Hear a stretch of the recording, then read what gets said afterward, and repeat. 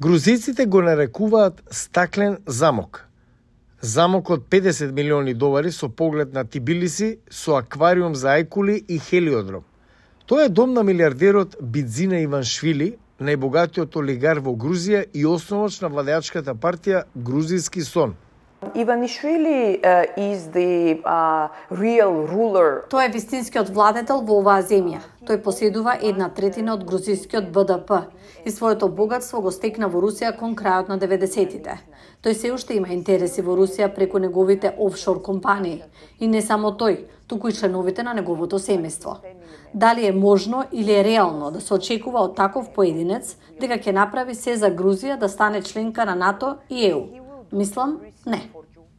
Таа битка за едината на Грузија, како дел од Западот или во геополитичката орбита на Русија, се одвива по улиците на Тбилиси. Така наречениот закон за странски агенти, како оној во Русија, ја поттикна опозицијата да излезе по улиците пред изборите во октомври. Антивладините демонстранти покажаа солидарност со Украина во незината борба против руската доминација. Протестите го истакна Иваншвили во центарот на интересот на јавноста. На провладиниот митинг во април, тој рече дека западната глобална коалиција за војна се меша во Грузија. Руската инвазија на Украина го принуди да појасни и да заземе страна. И тој не сакаше, но на крајот се движеше повеќе кон руска насока, иако грузискиот сон се обидува да го скрие тоа, а не да го каже отворено.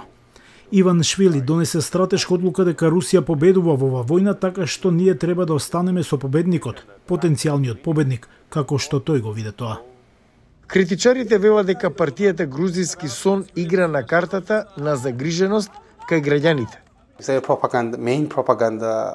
Главната пропагандна линија во моментов е дека ако сме надвор од власта, војната со Русија е неизбежна. Тие се обидуваат да ги прикажат Западот и западните земји, особено САД и Европската Унија, како некој вид непријатели на грузиските и традиционалните интереси и семејни вредности.